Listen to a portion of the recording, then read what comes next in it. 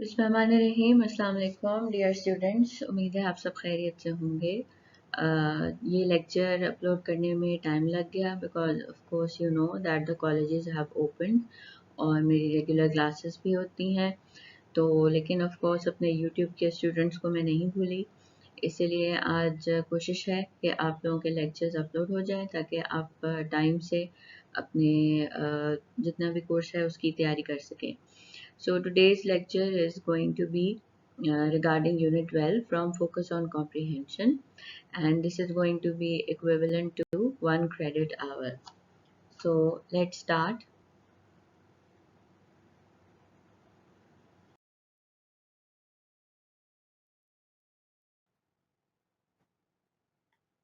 In this unit, you will learn to identify information in a media text, select the relevant information, present relevant information in summary form. So it is very important to learn this skill. आप कोई भी text पढ़ते हैं तो उसमें से information को identify करना कि कौन सा इंफॉर्मेशन इम्पोर्टेंट है, उसके बाद आइडेंटिफाई करके उसे सिलेक्ट करना और फिर उसके बाद उसे प्रेजेंट करना in the form of a summary. ये स्किल जो है आपकी प्रैक्टिकल लाइफ के लिए भी बहुत इंपॉर्टेंट है, not only from the examination point of view. This is why because of course when you are going to step into the practical life excuse me, this skill is going to come in handy. Handy क्यों होगी? क्योंकि let's say if you are working in a office और आपका boss आपको बहुत बड़ी एक मोटी सी फाइल पकड़ा देता है और साथ आपका बॉस आपको कहता है कि आपने इस फाइल को अच्छे तरीके से स्टडी करना है।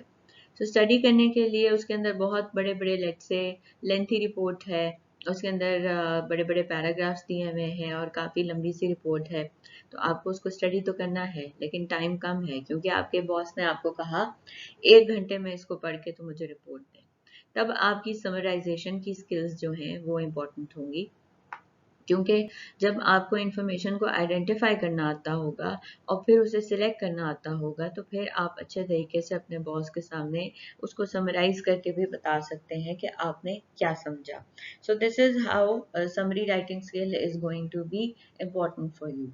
So reading is from a feature article from a news website. Newspapers provide the reader with information. They are written to amuse, influence and inform.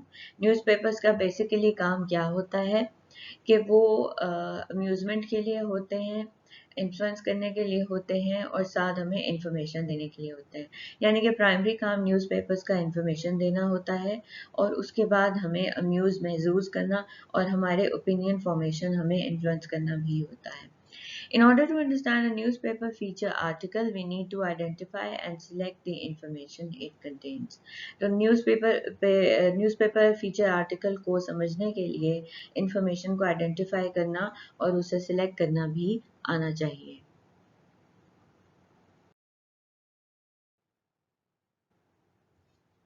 So before reading the main text, we come across activity 12.1. उससे पहले आपके book में dialogue box दिया हुआ है on the proud. इसकी strap line है, पहले इसको स्टडी करते हैं।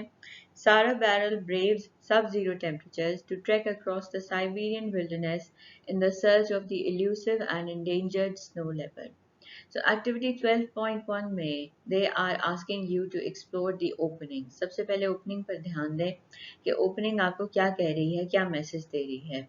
किसी भी न्यूज़पेपर आर्टिकल की हेडलाइन और उसकी सब हेडलाइन या फिर स्ट्रैप लाइन ये बहुत ज़रूरी होती है, क्योंकि इससे आपको आइडिया हो जाता है कि टेक्स्ट जो है वो किस बारे में है या आर्टिकल किस बारे में है। So question number 1 asks us what does the headline refer to. सबसे पहले हम इसमें से इंफॉर्मेशन को एक्सट्रैक्ट करते हैं, इसको पार्ट्स में डिवाइड करके। Who, where and what. ठीक है, who, where and what. Who Sarah Barrell है, ठीक है। Braves, brave basically is a noun और आप इसके सेंस देखें कि ये किस सेंस में यूज होता है। A person who has enough courage to face all kinds of difficulties. तो अब सारा बैरल सब जीरो टेम्परेचर यानी कि बिलो जीरो टेम्परेचर फेस कर रही है, इसका मतलब कि वो मुकाबला कर रही है। कहाँ पर? Where, Siberian wilderness. और क्या चीज़ है या किस लिए है? Why, in search of the elusive and endangered snow leopard. So यहाँ हमने 3 सवाल पूछे, हु, वेयर, वाई। तो सारा बैरल is who, where Siberian wilderness और why search of the elusive and endangered snow leopard. तो उसकी तलाश में सारा बैरल जो है वो साइबेरियन विल्डरनेस में घूम रही है। Which of the following ideas can be inferred from the paragraph, the headline and the strapline and the relevant topic? So ideas जो हैं वो इसमें से क्या निकाले जा सकते हैं, ये इन्फ्रेंस से रिलेटेड है। अब ये आपके फर्स्ट पैराग्राफ से जो है वो रिलेटेड है, जो कि हम आगे जाकर डिस्कस करेंगे, और फिर मैं आपसे इन्फ्रेंस की टेक्निक भी जो है वो डिस्कस करूंगी। क्वेश्चन नंबर 3 क्या है? Why do you think the writer chose to begin her article like this? तो इसके अंदर भी जो है वो हम आगे जाके मैं डिस्कस करती हूँ नेक्स्ट स्लाइड में कि राइटर ने जो है वो अपना आर्टिकल इस तरीके से शुरू करने को क्यों उसने preference the. Now we are going to read this and we'll try to understand कि राइटर ने इसी तरीके से क्यों आर्टिकल अपना शुरू किया। It's the middle of the night on the edge of the world, on the fringes of civilization, where man and beast have barely left a mark. 12 people are sleeping in small nylon tents, pitched in the scant shelter of two towering mountains. The camp is at the mercy of the elements. And here on the edge of the world, where the steppe rolls relentlessly towards the horizon, the elements aren't that accommodating. यहाँ पर elements जो है वो refer किया है हवा को, जो elements हमारे इर्द गिर्द होते हैं, यानी कि मौसम के हवा हो गया, पानी हो गया, बारिश वगैरह। और स्टेप जो है basically it is a large area of flat unforested grassland भी हो सकता है और प्लेन एरिया भी हो सकता है, जिसमें ना कोई दरख्त होता है ना पौधा, और ये बर्फ से ढका हुआ भी हो सकता है। अब एक्टिविटी 12.1 के बाद क्वेश्चन नंबर 2 आता है, which of the following ideas can be inferred from the paragraph of the headline and the strap line and are relevant to the topic. अब यहाँ पर उन्होंने आपको 4 ऑप्शंस दिए हैं आपकी बुक में। A, in Siberia people live in tents. B, very few people live in this area of the world. C, the terrain is very unpleasant and dangerous. D, you would need a very good reason to go to such a place. जब आप ये paragraph पढ़ते हैं तो आपको कुछ inference बनानी है। इन्फ्रेंस बेसिकली कि जो चीज़ क्लियरली पैराग्राफ के अंदर नहीं की गई है, कही गई है राइटर की तरफ से, लेकिन फिर भी आपको उसमें से कोई चीज़ इन्फर करनी है, कुछ समझना है, वो इन्फ्रेंस जो है रेलेवेंट होगी उसी चीज़ से जो कि आपने पढ़ी है, लेकिन राइटर ने बहुत ओपनली उसके बारे में बात नहीं की होगी। जैसे मैं आपको एग्जांपल ऐसे देती हूँ, जैसे आप किसी सिचुएशन में हैं और आप उसके अंदर बात कर रहे हैं, किसी चीज़ के बारे में कोई डिस्कशन कर रहे हैं, कुछ चीज़ें हैं जो कि आपको अगला बंदा बातों के दौरान डायरेक्टली कह देगा, लेकिन कुछ चीज़ें हैं जो कि आप अपने तौर पर उसमें से अखज़ कर लेते हैं, सोच लेते हैं, अंडरस्टैंड कर लेते हैं। बेसिकली एक साइलेंट जो है वो एक अंडरस्टैंडिंग होती है जो दो स्पीकर्स के दरमियान होती है। उसी तरीके से जब आप कोई इस किस्म का आर्टिकल पढ़ते हैं तो बहुत सारी बातें कह दी जाती हैं, लेकिन कुछ चीज़ें आप सिचुएशन के हिसाब से खुद एनालाइज और खुद जज कर लेते हैं, तो इन्फ्रेंस उसी का नाम है। As you can see, this establishes the setting of the article and adds color and interest. अब ये सबसे पहला जो पैराग्राफ है ये बेसिकली सेटिंग जो है वो सारी बना देता है, आपके जहन में खाका सा बन जाता है, एक इमेज सा बन जाता है, और आपको अंदाज़ा हो जाता है कि किस किस्म के हालात हैं जिनके अंदर सारा बैरल ने ये सब मुकाबला किया और वहाँ ये 12 लोग वहाँ पर सोए हुए हैं। कलर और इंटरेस्ट, अब आपके जहन में एक पिक्चर सी बन जाती है, एक प्लेन सा एरिया है, रात का वक्त है, इर्द गिर्द पहाड़ हैं जो कि बर्फ पोश हैं और बर्फ ही बर्फ है हर तरफ, और उसके एंड बीच में एक प्लेन सी जगह के ऊपर टेंट्स लगे हुए हैं, काफ़ी ज़्यादा ठंड है। तो ये चीज़ें वो हैं जो कि आप इसमें से इन्फर कर लेंगे, फिर उससे रिलेटेड मुश्किलात, मौसम की मुश्किलात, हालात की मुश्किलात, ये भी चीज़ें आप इन्फर कर लेंगे। But it doesn't give the reader straightforward information. So inference basically जो बात नहीं की गई होती है लेकिन वो उस सिचुएशन से रेलेवेंट हो सकती है, उस बारे में inference होती है। However, by reading the paragraph carefully, we can work out or infer what the information might be about. So इसके अंदर मैंने आपके क्वेश्चन नंबर 2 का जवाब दिया है कि ये क्या है। Question number 3, why do you think the writer chose to begin her article like this. अब उसने आर्टिकल इसलिए ऐसे चूज किया क्योंकि सबसे पहले तो वो ये बताना चाह रही है कि किस किस्म की डिफिकल्टीज, किस किस्म का प्रॉब्लम्स जो है वो उसको फेस करना पड़ा है, इस वजह से उसने इस तरीके से शुरुआत की। सेकेंडली, वो आपके माइंड में पहले से एक सेटिंग बनाना चाह रही है, एक खाका बनाना चाह रही है, ताकि आप जब सोचें तो उसी सिचुएशन से रेलेवेंट हर चीज आप सोचें।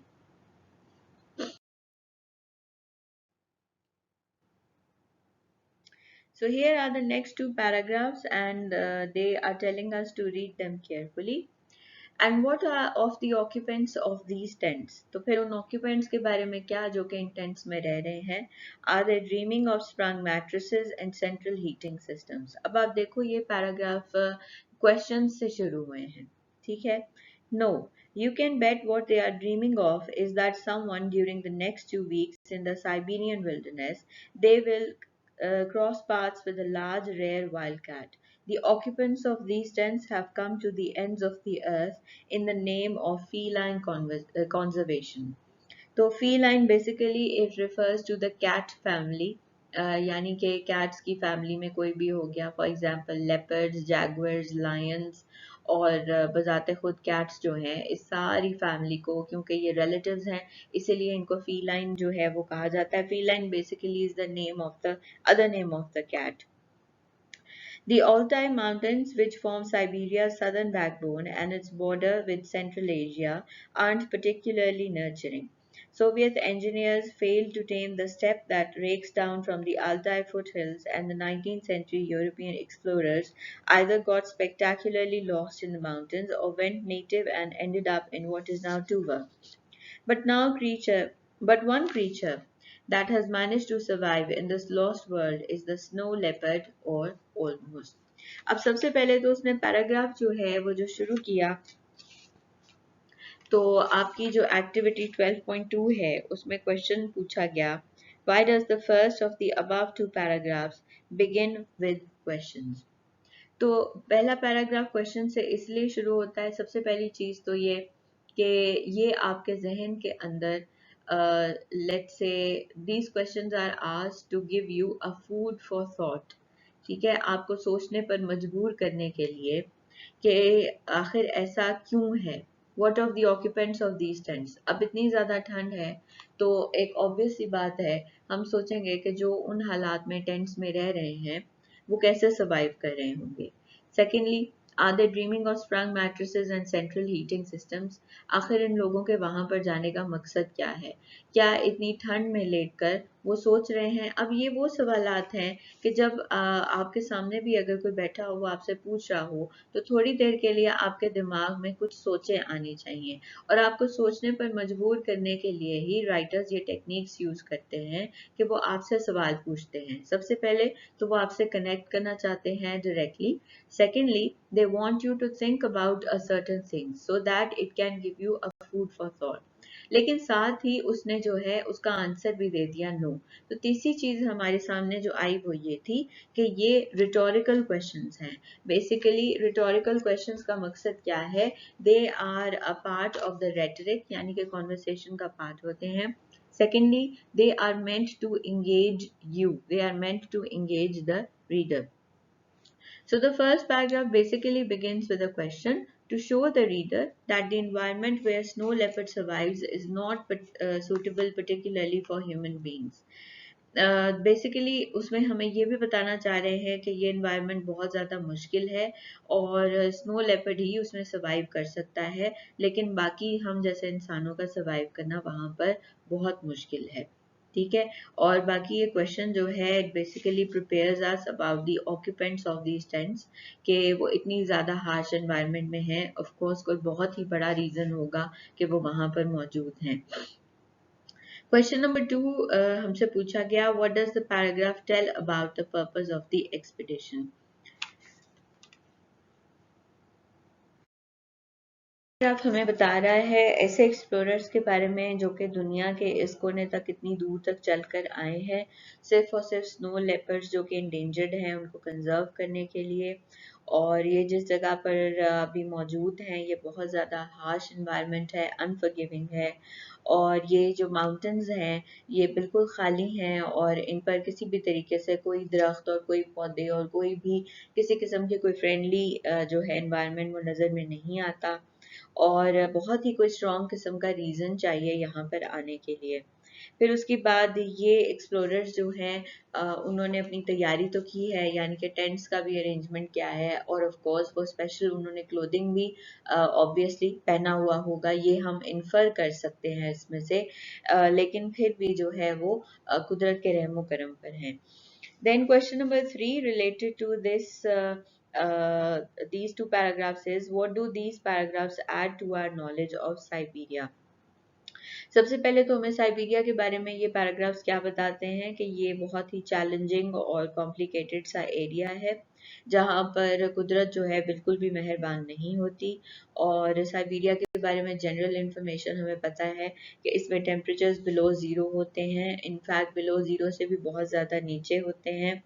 और ये सबसे ज़्यादा डेंजरस पीरियड है क्योंकि ऑब्वियसली अगर आपको सियाचिन के बारे में पता है तो साइबेरिया में भी कुछ ऐसा ही है कि इसके अंदर बिलो ज़ीरो टेम्परेचर्स की वजह से फ्रॉस्ट बाइट्स होने के भी चांसेस बहुत ज़्यादा होते हैं। और सिर्फ और सिर्फ यहाँ पर ये जो कंजर्वेशनिस्ट आए हैं ये सिर्फ स्नो लेपर्ड की कंजर्वेशन के लिए आए हैं। Question number 4 related to activity 12.2 is, what effect does the final sentence of the second paragraph have on the reader? सो यहाँ पर जो सबसे आखिरी सेंटेंस है, but one creature that manage to survive in this lost world is the snow leopard और almost. तो ये वो पूछ रहे हैं कि what kind of influence does it have, what kind of effect does it have. और इसका काफ़ी ज़्यादा डीप इन्फ्लुएंस है रीडर पर क्योंकि ये हमें बारे में बताता है, स्नो लेपर्ड्स के बारे में बताता है कि वो काफ़ी ज़्यादा सख्त जान होते हैं और उनके अंदर ये एबिलिटी और स्टैमिना होता है कि वो इतनी टफ और हार्श कंडीशंस में सर्वाइव कर सकें। और फिर भी जो है ना इतनी मुश्किलात के बावजूद हमें ये पता चलता है कि स्नो लेपर्ड्स काफ़ी ज़्यादा डॉन्टिंग होते हैं, काफ़ी ज़्यादा ताकतवर होते हैं।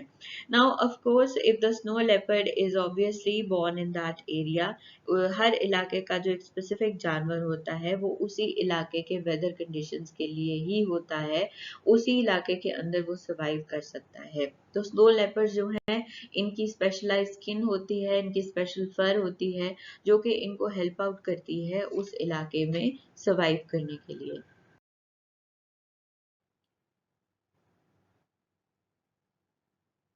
So these are the questions that I read and answered in the previous slide. So इस slide के अंदर वो questions फिर से दिए हुए हैं. You can take a moment or you can pause this video just to have a look at the questions. या फिर आप अपनी book से भी ये questions को देख सकते हैं.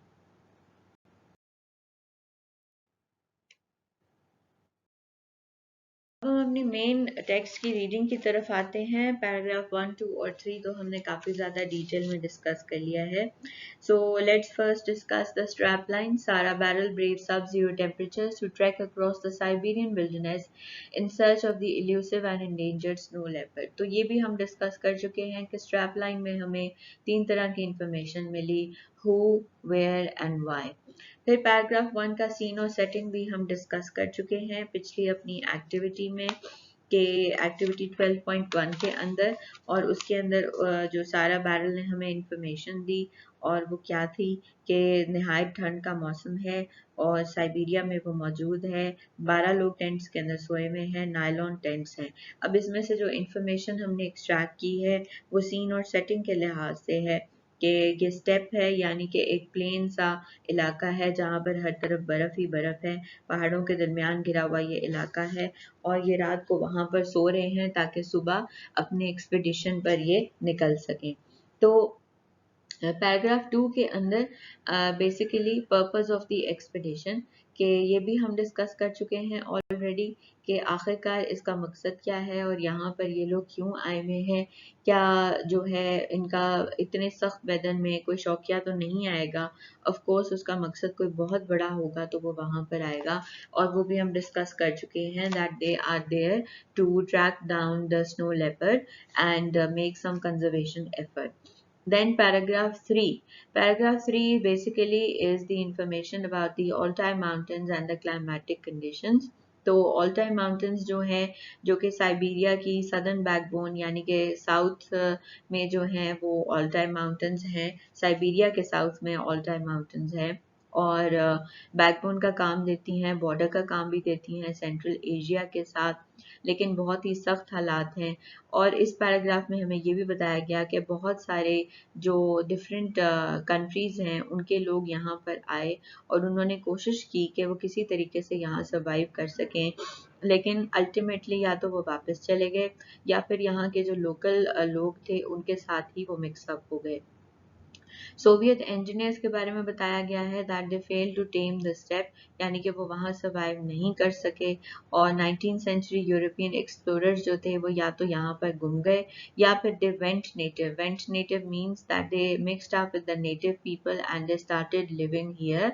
यहाँ पर उन्होंने कुछ 19th सेंचुरी यूरोपियंस ने अपना घर बना लिया, और अब जो है जिस जगह वो रहते हैं उसे टूवा कहते हैं, लेकिन एक क्रीचर जो कि वहीं पर रहता है और वहाँ सर्वाइव कर रहा है, और वो है स्नो लेपर्ड। पैराग्राफ 4 के अंदर कोलैबोरेशन की डिटेल्स, इंटरनेशनल कंजर्वेशन इसके बारे में information and more details on the reason for visit, यानी कि ये बताया गया कि सबसे पहले तो ये एक मुल्क से टीम नहीं आई है, इंटरनेशनल साइंटिस्ट हैं, रशियन माउंटेन गाइड्स हैं, नॉर्वेजियंस भी हैं, ब्रिटिश भी हैं, तो यहाँ पर सारे मौजूद हैं। उसके बाद यहाँ पर जो है वो मज़ीद डिटेल दी गई है कि क्या जो है वो विजिट का रीज़न है। सबसे पहले तो ये उन्होंने बताया कि ये अनएक्सप्लोर्ड सा एरिया है और इस आइसोलेटेड एरिया को पहले कभी स्टडी नहीं किया गया, तो वहाँ पर वो मौजूद इसलिए हैं कि सबसे पहले जो इस इंडेंजर्ड स्पीसीज़ के जितने भी रिमेनिंग रेजिडेंट्स हैं, यानी कि रिमेनिंग जितने स्नो लेपर्ड्स रह गए हैं उस एरिया में, उनको स्टडी किया जा सके, उनके हैबिटेट को जो है वो स्टडी किया जा सके। उसके बाद वो सबसे लास्ट पैराग्राफ में, पैराग्राफ 4 की सबसे लास्ट लाइन में हमें वो ये बता रही है कि पहली रात तो जैसे तैसे करके बेस कैंप में गुजार ली, उसके बाद वो 7 बजे सबके सब ब्रेकफास्ट पर जो है वो जमा हुए। पैराग्राफ 5 के अंदर वो हमें मजीद इंफॉर्मेशन दे रही है फर्स्ट मॉर्निंग के बारे में कि एक रात पहले लैंड रोवर के ज़रिए से, लैंड रोवर कॉन्वॉय था। लैंड रोवर, अगर आपको इंफॉर्मेशन हो, स्पेशलाइज्ड 4 व्हील ड्राइव है, और ये बेसिकली जो है ना वो इस तरह की टेरेन व्हीकल है, यानी कि यूज़ की जाती है सिर्फ इसी तरह के इलाकों के लिए, मुश्किल इलाकों के लिए। तो एक कॉन्वॉय था, यानी कि काफिला था लैंड रोवर्स का, और 1000 किलोमीटर्स जो है वो ट्रांस साइबेरियन रोड पर सफ़र करके ये लोग यहाँ पर पहुंचे हैं, यानी कि जो लास्ट विलेज था वहां से जब ये चले तो आगे इस जगह तक पहुंचने के लिए उनको 1000 किलोमीटर्स का सफ़र उनको करना पड़ा, और उनके ग्रुप के अंदर 8 वॉलंटियर्स जो हैं वो शामिल हैं, यानी कि not as an obligatory assignment, या ज़बरदस्ती यहाँ पर किसी को नहीं भेजा गया। 8 तो इसमें से वॉलंटियर्स हैं और बाकी साइंटिस्ट हैं जो कि खुद उस चीज़ को स्टडी करना चाहते हैं। तो उनके बारे में बताया गया कि आखिर एक रात की सफ़र के बाद उनकी हालत क्या है, और our departure point the city of Novosibirsk, तो ये सेंट्रल साइबेरिया का एक सिटी है जो कि आखिरी सिटी था जहां से उन्होंने अपना सफ़र शुरू किया था। पैराग्राफ 6 के अंदर details about the snow leopard, about its habitat, discovery और स्प्रेड, यानी कि हैबिटेट किस तरह का है स्नो लेपर्ड्स का, इसके बारे में अभी कोई इंफॉर्मेशन नहीं है कि सेंट्रल एशिया की रिमोट माउंटेन्स में किस तरीके से ये रहते हैं। उसके बाद जो है इंडेंजर्ड एनिमल्स में ये ज़रूर आते हैं क्योंकि इनको बहुत कम स्टडी किया गया है, और ख्याल ऐसा ही किया जाता है कि पोचिंग यानी कि शिकार वगैरह की वजह से इनकी आबादी बहुत ज़्यादा कम हो गई है। फिर ये भी बताया गया कि पहला जो इसका फोटोग्राफ था वो दुनिया के सामने कब आया। लेट 1970s में पाकिस्तान में सबसे पहले स्नो लेपर्ड जो था वो देखा गया। उसके बाद आहिस्ता आहिस्ता अफगानिस्तान की तोरा बोरा माउंटेन्स में, फिर पमीर्स ऑफ ताजिकिस्तान, ताजिकिस्तान के जो माउंटेन्स हैं पामीर्स में, फिर पाकिस्तान की पीक्स से लेकर साइबेरियन ऑल्टाई माउंटेन्स तक इसका स्प्रेड है। यानी कि ये कहाँ कहाँ पाया जाता है, पाकिस्तान की माउंटेन से शुरू होता है और साइबेरिया तक जो है ये पहाड़ी इलाकों के अंदर पाया जाता है। और लास्ट में इस पैराग्राफ के उन्होंने कहा कि that this big cat's habitat crosses war zones and lawless areas only makes tracking them even tougher. तो कुछ इलाके ऐसे हैं जो कि फ्रेंडली नहीं है, यानी कि वॉर जोन्स हैं जहाँ पर मुल्क एक दूसरे से दुश्मनी के उसमें रिलेशनशिप में रह रहे हैं, तो इस वजह से भी इनको ट्रैक डाउन करना मुश्किल है। उसके बाद पैराग्राफ 7 में बताया गया है कि लिमिटेशंस क्या हैं, एक्सप्लोरर्स की टीम की डिटेल्स बताई गई हैं और किस किस्म की स्ट्रैटेजी वो फॉलो कर रहे हैं। यानी कि बेसिकली जो वॉलंटियर्स हैं उनकी तो कोई साइंटिफिक ट्रेनिंग नहीं है। उसके बाद वो टीम के बारे में हमें डिटेल दे रही है कि एक यूक्रेनियन साइंटिस्ट है, एक ब्रिटिश एक्सपीडिशन टीम लीडर है, नॉर्वेजियन वॉलंटियर है और 8 ब्रिटिश जो हैं वो वॉलंटियर्स हैं। उसके बाद जो टीम लीडर है टेसा, वो थोड़ा सा जो है ट्रेनिंग दे रही है वॉलंटियर्स को कि किस तरीके से बेसिक स्किल्स उनको यूज़ करनी है स्नो लेपर्ड के हैबिटेट को असेस करने के लिए, यानी कि उसका रहन सहन, उसको कैसे ट्रैक डाउन करना है, क्या तरीका कार इख्तियार करना चाहिए और स्ट्रैटेजी क्या इस्तेमाल करनी चाहिए, तो वो उनको फोटोज़ और डायग्राम्स के ज़रिए से बता रही है।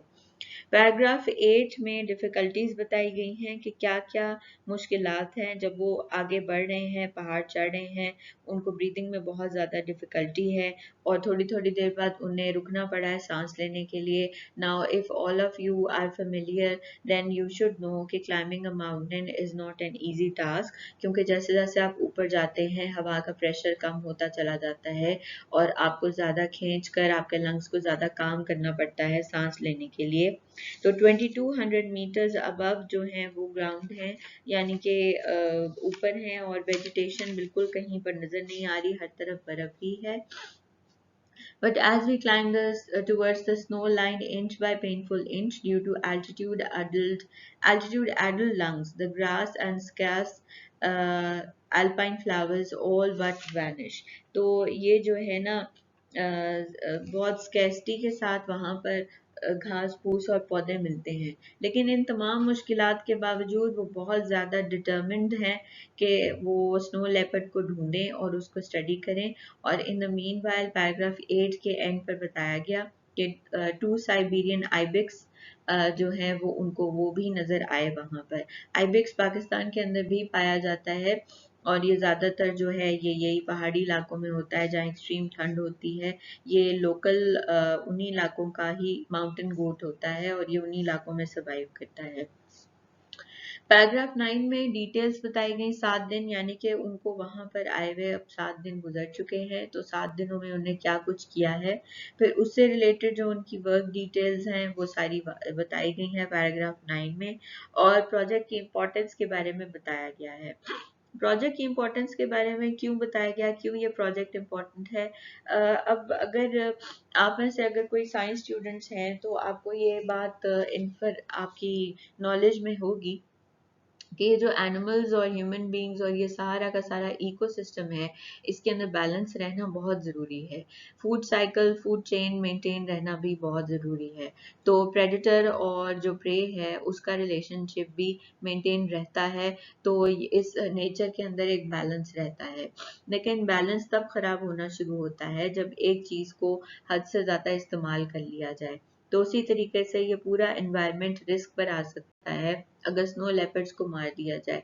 स्नो लेपर्ड्स चूंकि ऑब्वियसली ये प्रेडेटर है तो ये हंटिंग भी करेगा, इनके प्रे ज्यादातर ये आइबेक्स और ये जो हैं वो होंगे, और अगर जो है इनको वो मार दिया जाएगा, ये आइबेक्स और गोट्स जो हैं इनकी आबादी को कांस्टेंट रखना मुश्किल हो जाएगा। लेपर्ड्स और आइबेक्स या फिर दूसरे जो गोट्स हैं या फिर लोकल जो प्रेज हैं उनकी आबादी के अंदर कोई तनासुब नहीं रहेगा। अब आप खुद सोचें, अगर स्नो लेपर्ड्स मार दिए जाएंगे तो जो जो जानवर वो शिकार करके खाते होंगे वो तादाद में बढ़ जाएंगे, और अगर वो जानवर तादाद में बढ़ जाएंगे तो वो इर्द गिर्द बाकी मानदा जो पौधे हैं वो खा के ख़त्म कर देंगे। अब अगर वो खा के ख़त्म कर देंगे तो ऑब्वियसली ये जानवर हेल्दी नहीं रहेंगे, और फिर उसी तरीके से ये साइकिल जो है वो इंसानों को भी इफेक्ट करेगा। सो this is how the ecological system works. तो उनकी कंजर्वेशन इसीलिए ज़रूरी है ताकि जो है ना वो एक बैलेंस जो है वो मेंटेन रहे। फिर over grazing by the local farmers, यानी कि लोकल फार्मर्स जो हैं ऑब्वियसली ओवर ग्रेजिंग जो है ये करवा लेते हैं, जिसकी वजह से ऑफ कोर्स जो स्नो लेपर्ड्स हैं उनके लिए भी अवेलेबिलिटी खाने पीने की कम हो जाती है। पोचिंग, यहाँ पर शिकार की बात की गई है कि कई बार जो है वो डर के मारे इन स्नो लेपर्ड्स को मार दिया जाता है ताकि जानवर जो है वो महफूज रहें, और कई दफ़ा इनकी खाल इस्तेमाल करने के लिए इनको मार दिया जाता है, इनका शिकार किया जाता है।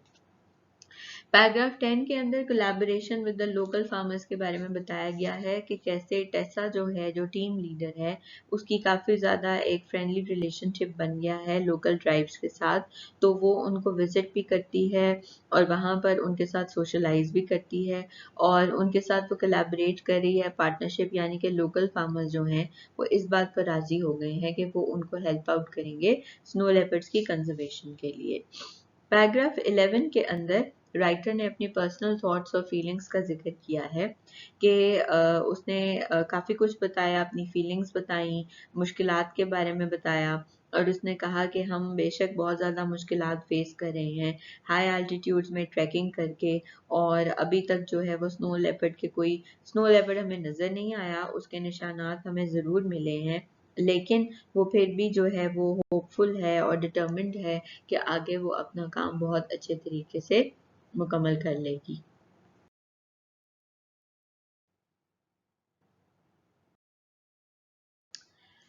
ओके, सो एक्टिविटी 12.3 के अंदर सबसे पहला जो आपका क्वेश्चन दिया हुआ है, what does each of the following words and expressions from paragraphs 1, 2 and 3 mean in the context of the passage.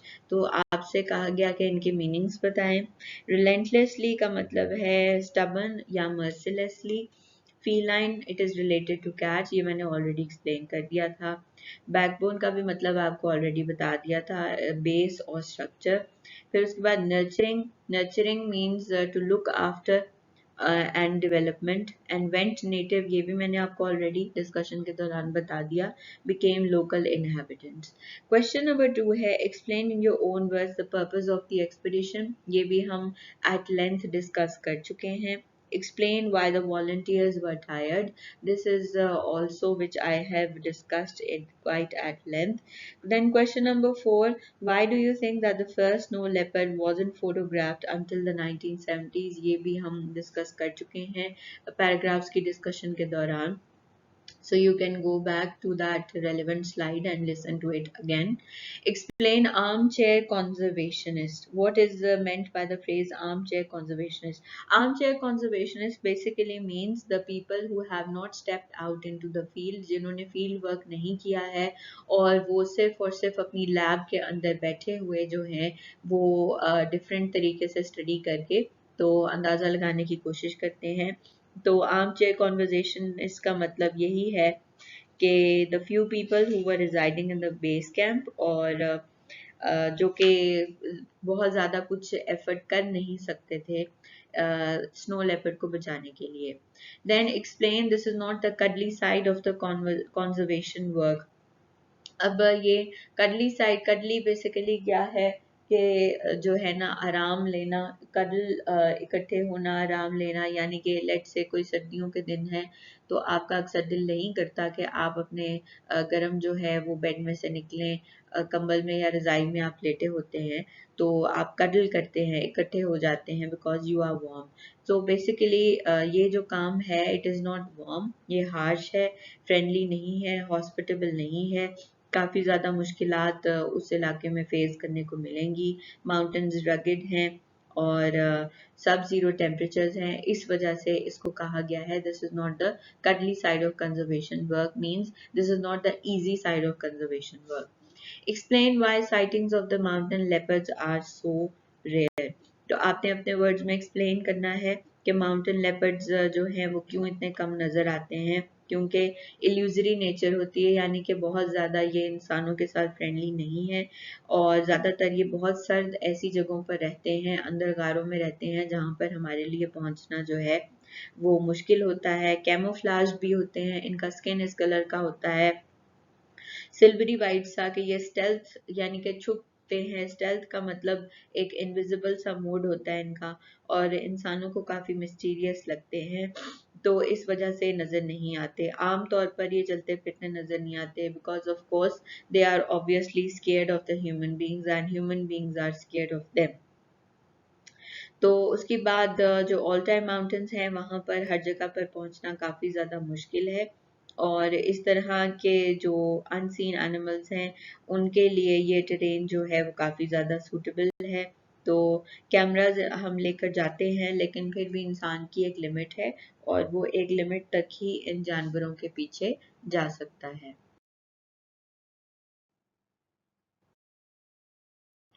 Activity 12.4 is related to the noun phrases.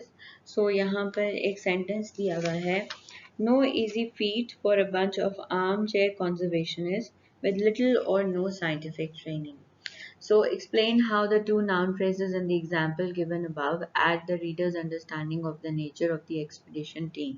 सबसे पहले तो आपको noun phrase के बारे में बता दूं कि noun phrase exactly होते क्या हैं. A noun phrase is a group of two or more words headed by a noun that includes modifiers. So a noun phrase plays the role of a noun. In a noun phrase, the modifiers can come before or after the noun. अब यहाँ पर जो है वो आपका पहला noun phrase है a bunch of arm chair conservationist, और सेकंड है लिटिल और नो साइंटिफिक ट्रेनिंग। सो ये दो आपके जो है वो नाउन फ्रेजेस हैं। नाउन फ्रेजेस जो हैं वो बेसिकली नाउन का रोल जो है वो प्ले करते हैं, और कई बार जो ये हैं हमारे सामने एक सब्जेक्ट की तरह आते हैं, यानी कि ये पूरा का पूरा फ्रेज जो है वो सब्जेक्ट का काम भी करता है। Explain how the two noun phrases in the example given above add the reader's understanding of the nature of the expedition team. तो ये दो noun phrases इनका काम क्या है, ये फ्लेवर और आर्टिस्टिक टच आर्टिकल में ऐड करते हैं, ये हमें इंफॉर्मेशन देते हैं, थोड़ी सी लाइंस के अंदर काफ़ी ज़्यादा इंफॉर्मेशन हमें रीडर को दे देते हैं। फिर उसके बाद नाउन फ्रेजेस जो हैं बेसिकली सब्जेक्ट के तौर पर भी काम करते हैं, यानी कि पूरा फ्रेज जो है वो एक सब्जेक्ट का काम भी कर सकता है, और तो इस वजह से जो है ये हमें काफ़ी ज़्यादा इंफॉर्मेशन दे देता है थोड़े से वर्ड्स के अंदर। Question number 2 and question number 3 are for yourself, यानी कि ये आप खुद करेंगे, ये आपके अपने करने की एक्टिविटी है। So basically question number 2 and question number 3 from activity 12.4 are your homework.